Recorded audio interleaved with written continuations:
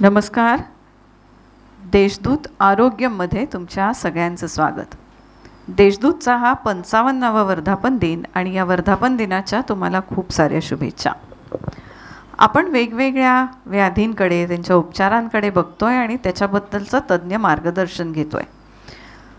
हा एकंदरीत सगळा जो आरोग्यावरचा उहापोह आहे तो आपण कसं आरोग्य राखावं याच्यासाठी, त्याच्यातली भीती कशी बाळगू नये, त्याच्याबद्दलची काळजी काय घ्यावी, त्याच्याबद्दलचा योग्य उपचार पद्धती काय आहेत याकडे आपलं लक्ष वेधण्यासाठी. खूप साऱ्या व्याधी ज्या आहेत त्या आपल्याला ॲक्च्युली आपल्या लाईफस्टाईलमुळे आलेल्या आहेत, आपल्या जीवनशैलीमुळे आलेल्या आहेत आणि त्या जर का दुरुस्त केल्या तर निश्चितच एक निरोगी आयुष्याकडे आपली वाटचाल चांगली होऊ शकते. या सिरीजमध्ये बोलताना आज आपण जी चर्चा करणार आहोत ती आहे एंडोक्रिनॉलॉजीबद्दल. अर्थातच आपल्या शरीरातले जे हार्मोन्स असतात, आपल्या शरीरातले जे स्त्राव असतात ते काय काम करतात आणि ती जर का त्याचा बॅलन्स बिघडला तर वेगवेगळ्या व्याधी कशा होऊ शकतात. या सगळ्याबद्दल आपल्याकडे 2 तज्ज्ञ एंडोक्रिनॉलॉजिस्ट आलेले आहेत. मी अशी म्हणेल मेडिकलची ही यंग जनरेशन नाशिकमध्ये प्रॅक्टिस करायला आलेली आहे. दोघंही नाशिकचेच आहेत. अतिशय शांत संयमी डॉक्टर ज्यांची ओळख मी करून देईल असे डॉक्टर यशपाल गोगटे आणि डॉक्टर तुषार गोडबोले. तुमच्या दोघांचंही स्वागत आहे या सिरीजमध्ये. या दोघांची खासियत अशी आहे की दोघं मित्र, दोघांनी मेडिकलला ॲडमिशन घेतली, दोघांनी एंडोक्रिनॉलॉजीची ब्रांच निवडली आणि एकत्रितरित्या ते आता दोघं काम करत आहेत. एक लहान मुलांमध्ये काम करतो आणि एक मोठ्या माणसांमध्ये काम करतो. पण या सगळ्यामध्ये काम करताना मुळात असलेली जिज्ञासू वृत्ती की ज्याला आपण म्हणतो रिसर्च बेस, आणि त्याच्यामुळे दोघंही चांगला अजूनही रिसर्च करत आहेत. त्यांचं अपडेशन उत्तम आहे. ते वेगवेगळ्या कॉन्फरन्सेसमध्ये प्रेझेंटेशन करतात, वेगवेगळ्या ओरिएंटेशन्समध्ये ते सहभागी होतात आणि त्यांचा जो अभ्यास आहे हा अव्याहतपणे चालू आहे. याचबरोबर दोघांचाही कल आहे तो पेशंट एज्युकेशनमध्ये, की पेशंटला समजावून कसं सांगावं, त्याच्यामध्ये काय बदल घडवून आणायचेत, औषधाव्यतिरिक्त ते कसे घडवून आणावेत याच्यामध्ये त्यांचा कल. दोघंही कलेने संपन्न आहेत. एक तबलावादक आहेत आणि दुसरे गायक आहेत. कानसेन जास्त आहेत पण दोघंही कलेशी संबंध असलेले आहेत आणि असे एक आपण म्हणूया कलात्मक एंडोक्रिनॉलॉजिस्ट आज आपण या दोघांना भेटणार आहोत. जसं मी म्हटलं, स्वागत आहे तुमचं. आणि ही जी ब्रांच आहे एंडोक्रिनॉलॉजीची, यशपाल, व्हॉट इज एंडोक्रिनॉलॉजी आणि आपण याच्यावर फोकस का दिला पाहिजे? सो एंडोक्रायनॉलॉजी ही हार्मोन्सशी रिलेटेड ब्रांच आहे. म्हणजेच हार्मोन्स हे आपल्या शरीरातले थोडक्यात सगळे धागेदोरे कंट्रोल करणारे जे स्त्राव आहेत त्याला हार्मोन्स असं म्हटलं जातं.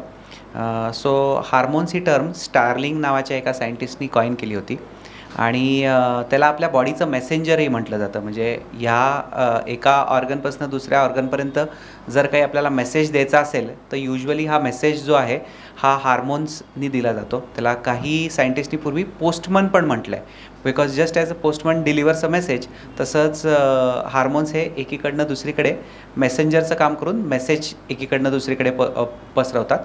आणि ही हार्मोनल सिस्टीम जी असते या हार्मोनल सिस्टीमला एंडोक्रायनॉलॉजी किंवा एंडोक्राईन सिस्टीम असं म्हटलं गेलं पाहिजे.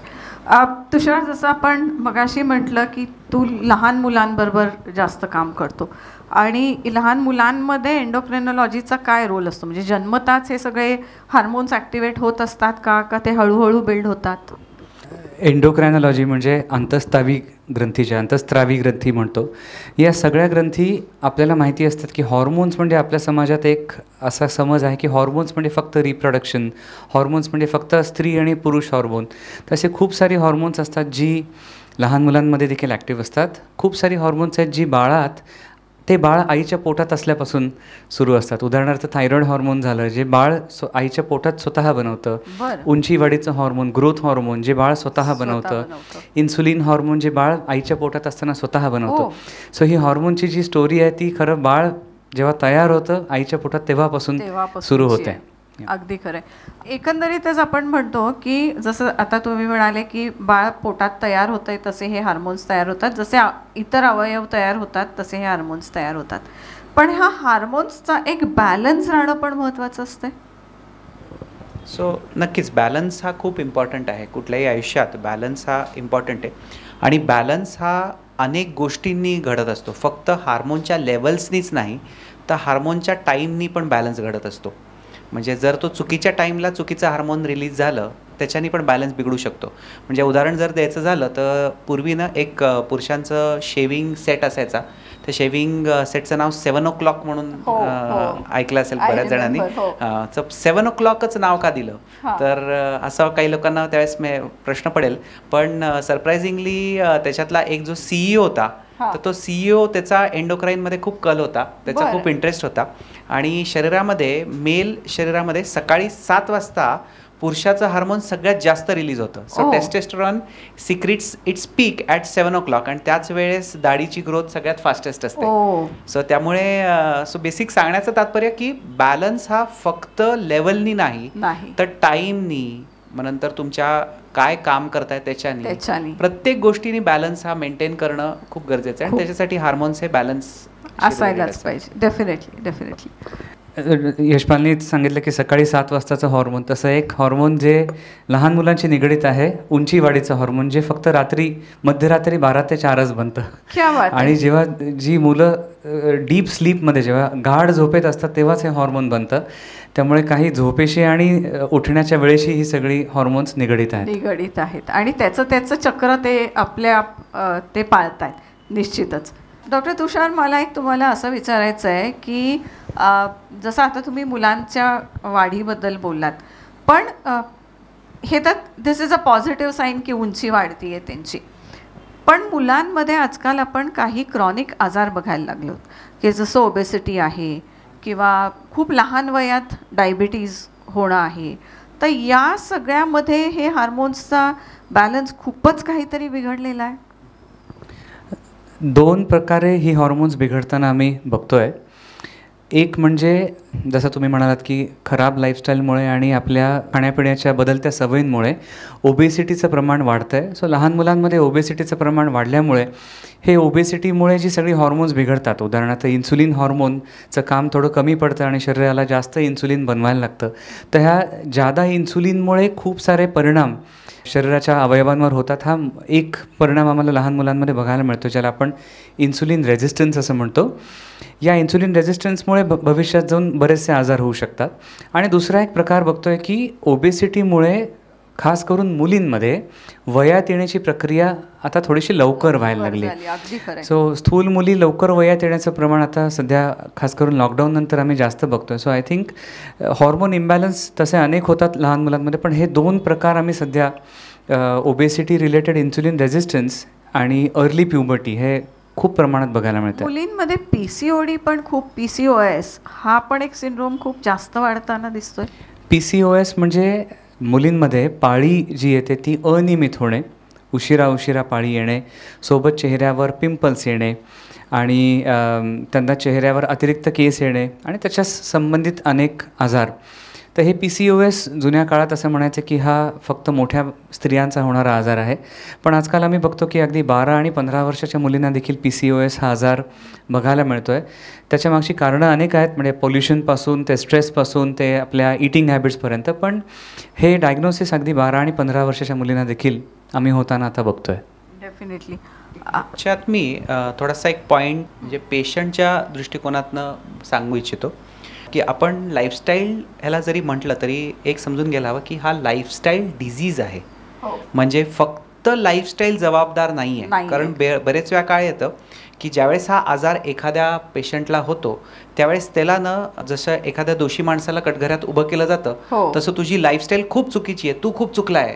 त्यामुळे काही प्रमाणात त्यांच्यामध्ये गिल्ट पण यायला लागतं. सो फक्त लाईफस्टाईल पण जबाबदार नाही आहे. ह्याच्या व्यतिरिक्त आणखीन पण काही कारणं आहेत की जी जेनेटिक कारणं आहेत. म्हणजे उदाहरण सांगायचं झालं तर काही प्रमाणात ओव्हरऑल मनुष्य जास्त जगायला लागलाय. म्हणजे ज्यावेळेस आपल्याला स्वातंत्र्य मिळालं त्यावेळेस साधारण आपलं ॲव्हरेज लाईफ एक्सपेक्टन्सी साधारण 29 वर्ष होती. ओ. आज ती लाईफ एक्सपेक्टन्सी आपली जवळजवळ 74च्या आसपास गेली आहे. राईट. सो ज्यामुळे माणूस जास्त जगतोय तो जास्त आजारी पडणार. एवढंच नाही तर मॅटर्नल मॉर्टॅलिटी आणि इन्फंट मॉर्टॅलिटी म्हणजे जन्मतः बाळाचा मृत्यू दर, म्हणजे जन्मल्या पूर्वीच्या काळी ज्यावेळेस आपल्याला स्वातंत्र्य मिळालं त्यावेळेस प्रत्येक 1000 बाळांमागे साधारण 400 बाळं ही मरून जायची आणि आता ती फक्त 4 ते 8च मरतायत. बरोबर. सो थोडक्यात काय, ही 392 किंवा 396 जी काय बाळं असतील ती नॉर्मली प्रोबॅबली प्रकृतीच्या न्यायाने ती जगली नसती. बरोबर. पण त्या बाळांना आपण जास्त जगवतोय, हो, त्यामुळे ते जास्त आजारी पडणार पण. बरोबर. सो त्यामुळे मग त्यांना अशा वेळेस आपण ज्यावेळेस बिंबवतो की सारखं की नाही तुमची लाईफस्टाईल चुकते म्हणून आजार होतोय, मग त्यांना आणखीन हर्ट काय येते, कारण ते त्यांच्याच आजूबाजूला दुसरी चुकीची लाईफस्टाईल जगणारी मुलं बघत असतात. बरोबर. आणि ते म्हणतात त्याला नाही झाला मला का झाला. हो हो. आणि मोठ्यांमध्येही तेच होतं की अरे मी डॉक्टर इकडे लग्नाला गेलो, ते लग्नाला तो बासुंदीच्या 15-20 वाट्या खात होता आणि मी इकडे अजिबात काहीच खात नव्हतो, पण त्याला मला झाला आणि त्याला नाही झाला. सो त्यामुळे सगळ्या ह्याच्यात की एक नेहमी आहे की लाईफस्टाईल तर आहेच, पण हा लाईफस्टाईल डिझीज आहे. तुमच्या शरीरामध्ये काहीतरी दोष आहे म्हणून तो तुम्हाला झालाय. आणि लाईफस्टाईल येस ॲब्सोल्युटली लाईफस्टाईलचं तर महत्व काही कमी करणं. टेकिंग दिस फॉरवर्ड की काहीतरी तुमच्या शरीरात दोष आहे, कुठेतरी तो इम्बॅलन्स झालेला आहे म्हणून तुम्हाला झालाय. आपण सध्या रॅम्पंट म्हणजे असं म्हणूयात की 3 माणसांमध्ये बघितलं तर 2 माणसांना डायबिटीज आहे आज. तर what is actually diabetes doing to you. आणि एंडोक्रिनॉलॉजी म्हणजे हार्मोनल इम्बॅलन्स, हे इन्शुलिन, हे सगळं डायबिटीजला काय कारणीभूत आहे आणि त्याचं सोल्युशन्स काय. राईट. सो सगळ्यात महत्त्वाचं ना, शुगर नियंत्रित करणारं जे हार्मोन असतं ते आहे इन्सुलिन. सो युजली डायबिटीज लोकांमध्ये 2 दोष असतात, त्यामुळे त्याचे टाईप्सही 2 आहेत. टाईप 1 डायबिटीज जो असतो त्याच्यामध्ये इन्सुलिन बनतच नाही, ॲज अगेन्स्ट टाईप 2 डायबिटीज जो असतो त्याच्यामध्ये इन्सुलिन बनतं पण ते काम नीट करत नाही किंवा मग खूप कमी प्रमाणात बनतं, ते तुमच्या शरीराच्या साखर नियंत्रणासाठी कमी पडतं. सो थोडक्यात इन्सुलिन ज्यावेळेस आपलं कमी होतं काही कारणांनी असो, त्यावेळेस रक्तातली साखर वाढते. रक्तातली साखर ही आपल्याला ऊर्जादायी पण असते, पण खूप जास्त प्रमाणात ज्यावेळेस ती वाढते त्यावेळेस ती साखर आपल्या शरीरामध्ये सडते. सो आपल्या शरीरामध्ये 2 प्रकारे साखर आपल्याला पचवता येते. एक आहे एरोबिक ग्लायकोलायसिस पद्धत आणि एक ॲनारोबिक ग्लायकोलायसिस पद्धत. सो एरोबिक ग्लायकोलायसिस ही नॉर्मली चालत असते, म्हणजे आपल्या शरीरामध्ये, म्हणजे मी सपोज साखर खाल्ली किंवा साखरयुक्त किंवा कुठलाही पदार्थ खाल्ला तर माझ्या रक्तामध्ये साखर वाढेल आणि त्याच्यातनं मला ऊर्जा मिळेल. ॲनारोबिक ग्लायकोलायसिस ही युजली चालत असते सडण्याच्या प्रक्रियेमध्ये. सो कुठल्याही फळाला जर सडवलं तर त्याच्यातनं युजली दारू तयार होते. तसंच सेम प्रक्रिया आपल्या शरीरामध्ये घडत असते आणि आपल्या शरीरामध्ये ही प्रक्रिया ज्यावेळेस घडते त्यावेळेस रक्तामध्ये अल्कोहोल वाढतं आणि त्या अल्कोहोलचं नाव आहे सॉर्बिटॉल. राईट. आणि हे सॉर्बिटॉल असलेलं अल्कोहोल जे असतं ते ॲक्च्युली मेजॉरिटी डायबिटीज रिलेटेड कॉम्प्लिकेशन्सला जबाबदार असतं.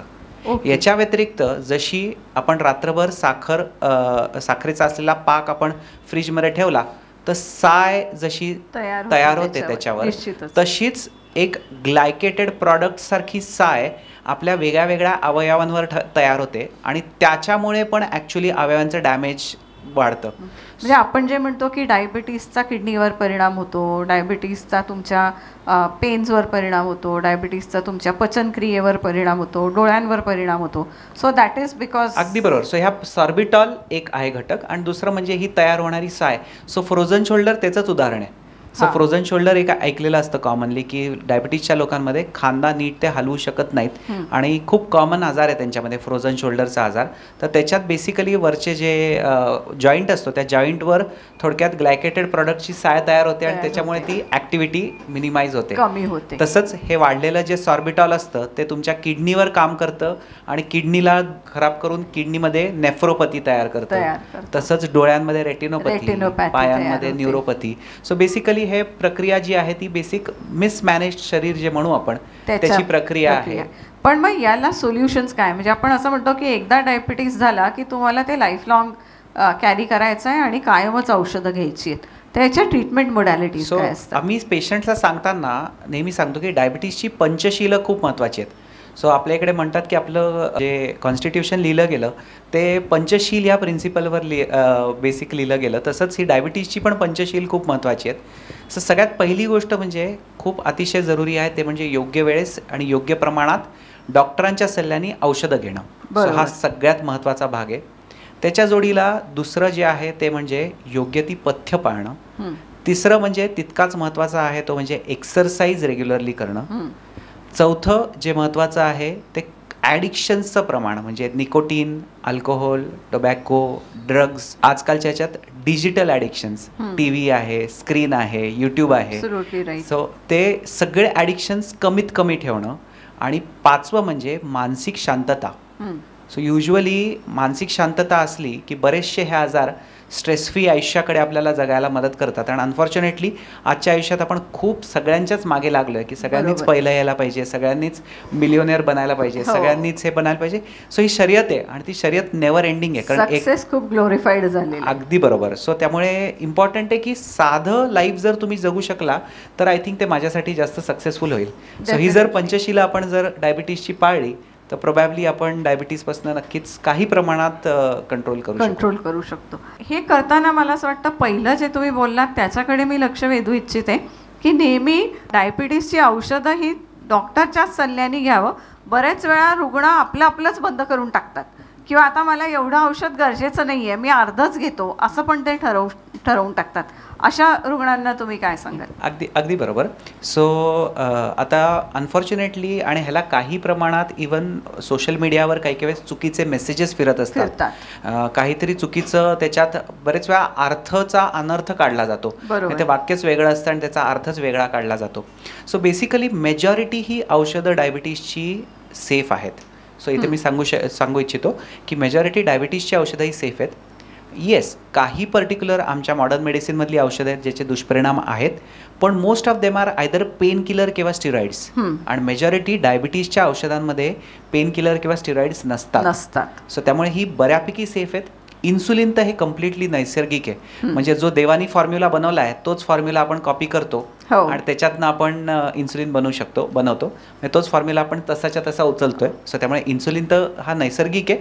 आणि बाकीचे औषधं पण जी आहेत ती पण ॲक्च्युली पाहायला गेलं तर बरीचशी आपण नेचरमधनंच उचलली आहेत. म्हणजे जसं GLP-1 ॲनालॉग म्हणून एक सध्या प्रसिद्ध असलेलं औषध आहे, तर ते आपण काही पर्टिक्युलर लिझार्ड फॅमिलीमधनं उचललेली औषधं आहेत की ते त्यांची साखर खूप छानपणे नियंत्रित करू शकतात. त्याच्यामधनं आपल्याला लक्षात आलं की हे पर्टिक्युलर हार्मोन आपल्याला वापरता येईल. सो बरीचशी ही नेचरशी साधर्म्य असलेली औषध आहे. सो त्यामुळे ही कम्पॅरेटिव्हली खूप सेफ औषध आहे. सो त्यामुळे ती तुम्ही वापरू शकता. पण नक्की हेच की डॉक्टरांच्या सल्ल्याशिवाय कुठलीही औषधं बंद करू नका आणि सुरुवात पण उगाच करू नका. लहान मुलांमध्ये पण औषधांचा परिणाम तसाच चांगला होतो का त्यांची मेडिसिन मोडॅलिटी काही वेगळी असते? लहान मुलांमध्ये होणारा जो डायबिटीस आहे त्याच्यामध्ये मुख्यत्वे टाईप 1 डायबिटीस हा सगळ्यात कॉमन आहे.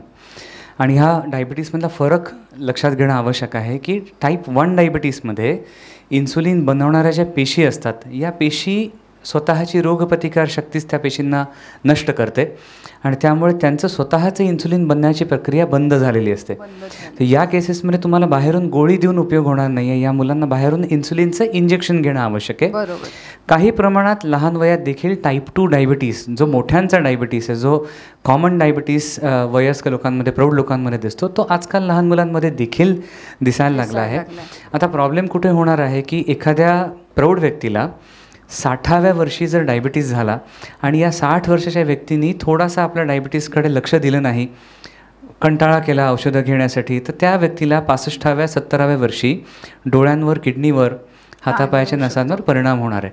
पण हा निष्काळजीपणा जर एका 15 वर्षाच्या आणि 20 वर्षाच्या मुलांनी ज्याला डायबिटीस निदान झालेलं आहे त्यांनी जर वेळेवर गोळ्या घेतल्या नाही सोशल मीडिया वाचून, तर त्या मुलाला 25व्या आणि 30व्या वर्षी जी त्याची उमेदीची वर्षे असणार आहेत तेव्हाच कॉम्प्लिकेशन्स होतील. त्यामुळे डायबिटीस टाईप 2 हा 60 वर्षाला आणि 25 वर्षाला जरी झाला सेम डायबिटीस, तरी 25व्या वर्षी तो अति काटेकोरपणे पाळणं आवश्यक आहे, कारण त्याचं खूप मोठं आयुष्य अजून बाकी आहे. बरोबर. एकंदरीत जेव्हा आपण डायबिटीस ट्रीट करतो तेव्हा त्याचा फोकस तो माणूस परत नॉर्मल आयुष्य जगण्याकडे असतो. हे तुम्ही पेशंट्सना कसं समजावून शकता? म्हणजे तुम्ही म्हणताय की तुम्ही पेशंट एज्युकेशनमध्ये खूप काम करताय, तर हा पेशंट डॉक्टर रिलेशनशिपमधला हा खरंच तर खूप मोठा भाग आहे. आणि बराचसा पेशंट डॉक्टर आपल्याशी बोलला याच थॉटनी खूप पॉझिटिव्ह होतो. तर वेन यू से की आता डायबिटीज आहे, लाईफ लाँग हे पॅटर्न फॉलो करायचं आहे, त्याच्यातली कन्सिस्टन्सी राहायला पाहिजे, याच्यासाठी पेशंटची मानसिकता कशी तयार करतात? आय थिंक डायबिटीजमध्ये सगळ्यात नंबर 1 आपल्याला जे करायचं आहे ते ॲक्च्युली डायबिटीजलाच फक्त नाही कमी करायचं, तर आपल्याला डायबिटीजमुळे होणाऱ्या लाँग टर्म कॉम्प्लिकेशन्स प्रिव्हेंट करायचे आहेत. कारण डायबिटीज हा डायरेक्ट तसा फार कमी लोकांमध्ये घातक असतो. म्हणजे साखर वाढली म्हणून हा गेला हे कॉमन नाही आहे, पण साखर अनेक वर्ष वाढली त्यामुळे किडनी खराब झाली, डोळे खराब झाले, हार्ट अटॅक आला आणि त्यामुळे एखाद्या व्यक्तीचा डेथ किंवा मृत्यू होऊ शकतो. सो कॉम्प्लिकेशन्स प्रिव्हेंट करणं हे खूप महत्त्वाचं आहे. आत्ता जसं डॉक्टर तुषारनी सांगितलं की कॉम्प्लिकेशन्स हे डायरेक्टली प्रपोर्शनल आहे टाईमशी. म्हणजे तुमच्याकडे जर तुमचं पुढचं आयुष्य खूप मोठं आहे तर तुम्हाला अगदी टाईट टार्गेट कंट्रोल करायला लागेल, तरच तुम्हाला लाँग टर्ममध्ये कॉम्प्लिकेशन्स हे कमीत कमी होतील. सो त्यामुळे डायबिटीज हे कॉम्प्लिकेशन्स जर प्रिव्हेंट करायचे असतील तुम्हाला, तर त्याच्याकरता तुम्हाला पहिल्यांदी शुगर कंट्रोल करणं, फक्त शुगर कंट्रोल करणं नाही, तर त्याच्याबरोबर कॉमन असलेला कोलेस्ट्रॉलचा त्रास नियंत्रणात ठेवणं, त्याच्याबरोबर ब्लड प्रेशर पण नियंत्रणात ठेवणं, पथ्य पाळणं आणि व्यायाम करणं, हे जर आय थिंक रुटीनली केलं तर आय थिंक आपण त्याच्यावर नक्कीच काही प्रमाणात डायबिटीजवर कंट्रोल मागवू शकतो. यातच मी अजून एक ॲड करीन. लहान मुलांमध्ये आम्ही नेहमी म्हणतो की first 1000 days are very important, first 1000 days. तसंच डायबिटीजचं निदान झाल्यावर पण फर्स्ट 1000 days किंवा पहिले काही 3 ते 5 वर्ष खूप महत्त्वाची आहेत.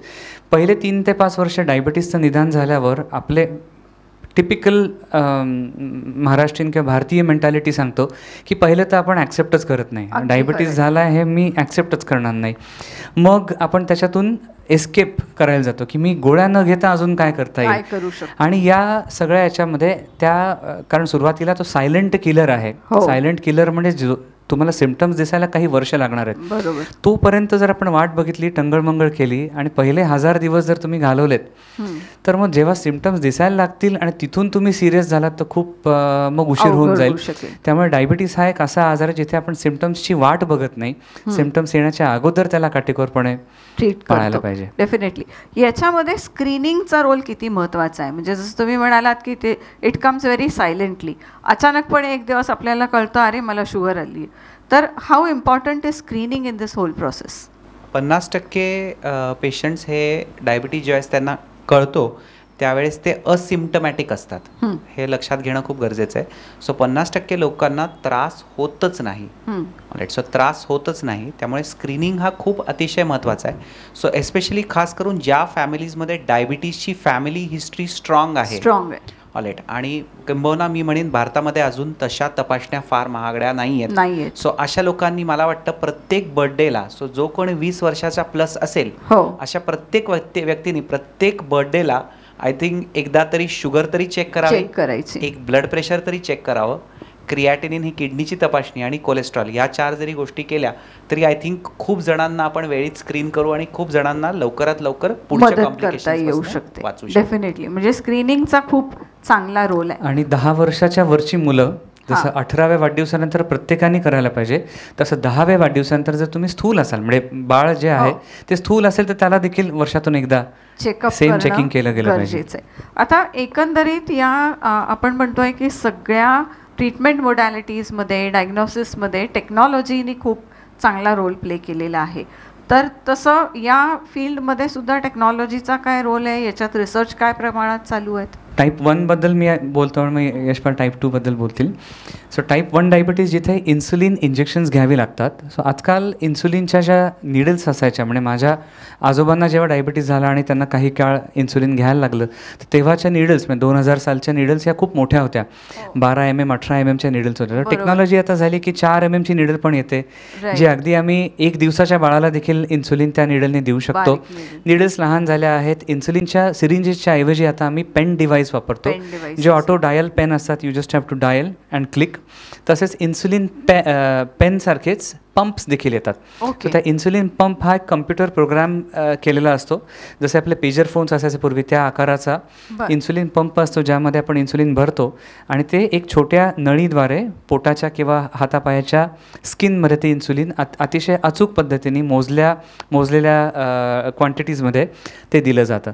तसंच शुगर चेक करण्यासाठी पूर्वी जे लोक फक्त फास्टिंग पीपी शुगर चेक करायचे लॅबमध्ये जाऊन, तसं आता आम्ही त्यांना ग्लुकोमीटरनी तर शुगर चेक करायला सांगतो. मॉनिटर करता शिवाय आजकाल कंटिन्युअस ग्लुकोज मॉनिटरिंग नावाचं एक पद्धत आली आहे, ज्याला आपण हाताला इथे हाताच्या पाठीमागे एक छोटीशी एक डिस्कसारखा एक सेन्सर असतो, जो दर 5 मिनिटाला रक्तातली शुगर किंवा त्वचेतली शुगर चेक करतो आणि तुम्हाला दर 5-5 मिनिटाला तुमची शुगर कळत राहते, ज्याने तुम्ही काय खाता आहात, काय एक्सरसाइज करता आहात, काय औषधं घेतात याचा परिणाम तुम्हाला त्याच्यात दिसतो.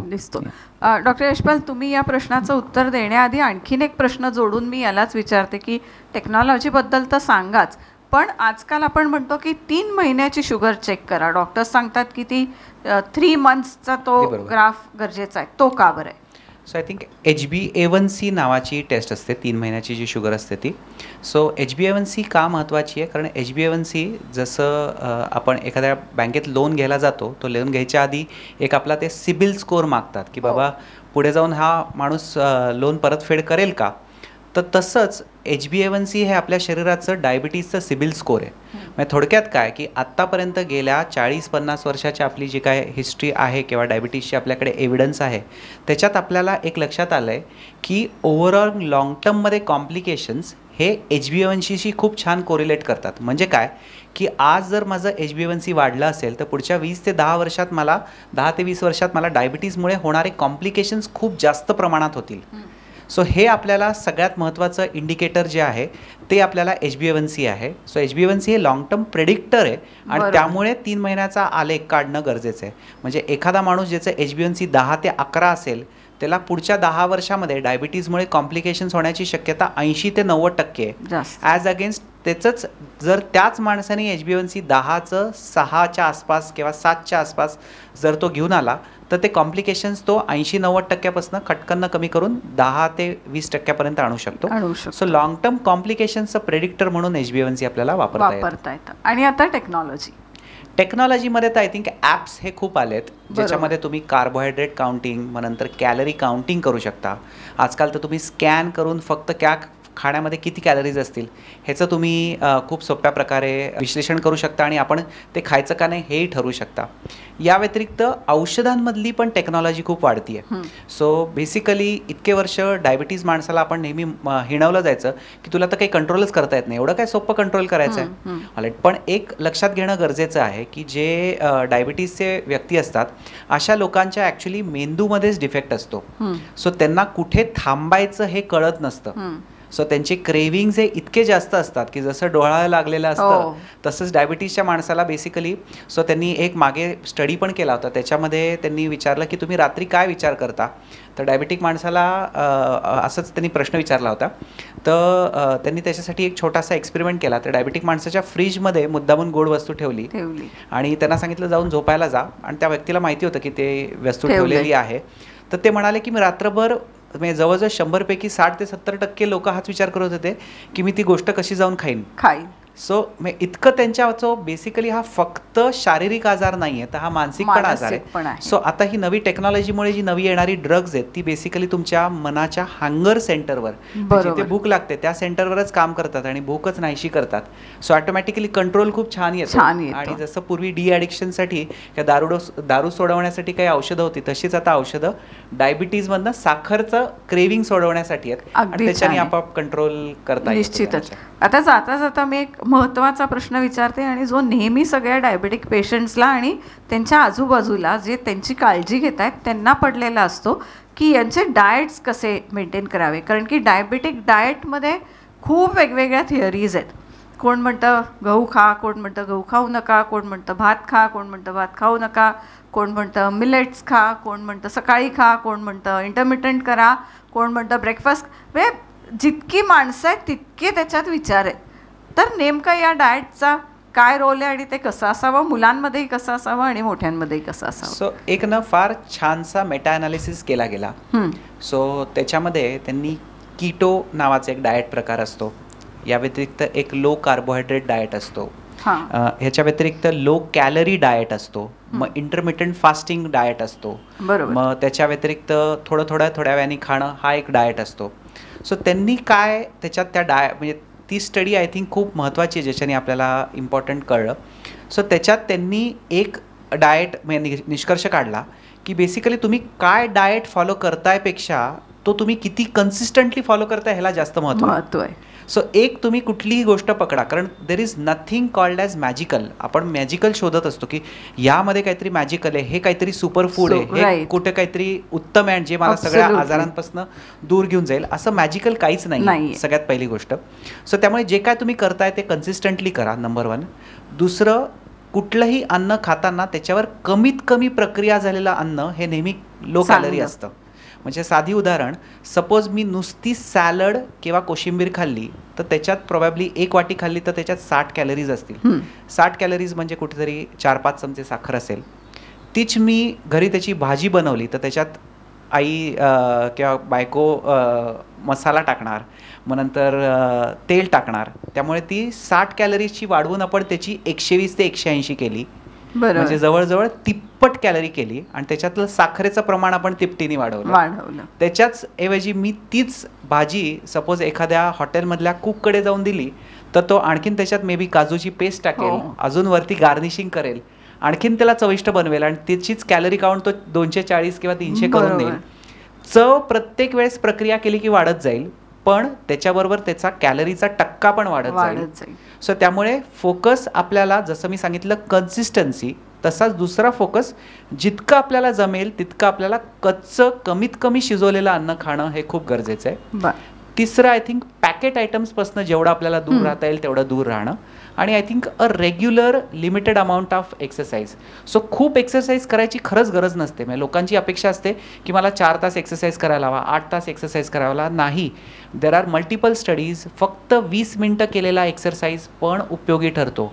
असं गरजच नाही आहे की सकाळीच करायला हवा, रात्री पण केलेला एक्सरसाइज उपयोगी पडतो. खूप हेवी एक्सरसाइज पण करायची गरज नाही आहे. प्लेन सिम्पल घरातल्या घरात चालणं सुद्धा सारखा एक्सरसाइज केला तरी तो उपयोगी ठरत असतो. सो ह्या 4-5 गोष्टी जर आपण वापरल्या तर I think it will be helpful. मुलांच्या बाबतीत डाएट कंट्रोल हा थोडा डिफिकल्ट होत असतो नाही का? लहान मुलांना एखादी गोष्ट करू नका सांगितली की ते मुद्दामून करतात.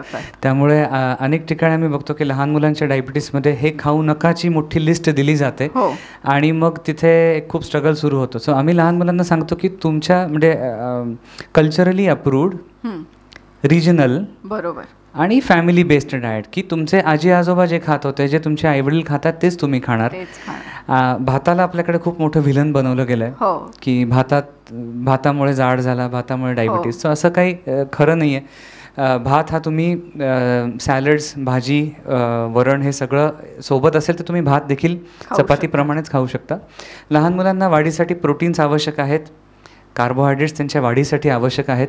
त्यामुळे त्यांना खूप रिस्ट्रिक्टिव्ह डाएट नाही. आणि इनफॅक्ट आम्ही नेहमी सांगतो की लहान मुलांमध्ये डायबिटिक डाएट हा प्रकारच नाही आहे. आम्ही त्यांना फक्त सांगतो की 3 वेळा तुम्ही व्यवस्थित जेवण करा, सकाळचा नाश्ता, दुपारचं जेवण आणि रात्रीचं जेवण. स्नॅकिंग फक्त करू नका. जे आबरचबर मध्ये मध्ये खाणं आहे ते जरी टाळलं तरी आणि फॅमिली बेस्ड जेवण त्यांनी केलं तर ते पुरेसं आहे. अगदी नीट. मला असं वाटतं की इतक्या सोप्या भाषेत डायबिटीज आणि एंडोक्रिनॉलॉजी समजून सांगितली तुम्ही. खूप फायदा होणार आहे याचा आपल्या सगळ्या श्रोत्यांना आणि पर्टिक्युलरली पेशंट्सना जे याच्या थ्रू जात आहेत. कारण की एक डायबिटीज झाला हाच एक ट्रॉमा असतो आणि तो ॲक्सेप्टन्स, जसं तुम्ही मगाशी म्हणाले की तो ॲक्सेप्टन्स येणं आणि मग ते सगळं फॉलो करणं. पण त्याच्याकडे जर का एका राईट पर्स्पेक्टिव्हनी बघितलं तर मला असं वाटतं हे सगळं डील करणं खूप सोपं जाईल. हा पर्स्पेक्टिव्ह आज तुम्ही दोघांनी सेट करून दिला, त्याचा दृष्टिकोन दिलात महत्त्वाचा. माहिती तर दिली पण त्याच्याबरोबर येणारा दृष्टिकोन हा जास्त महत्त्वाचा आहे. त्याच्यामुळे मला वाटतं लोकांना खूप चांगला याचा फायदा होईल. तुम्ही दोघं इथं उपस्थित झालात आणि याबाबतची चांगली माहिती दिली त्याबद्दल धन्यवाद. थँक्यू.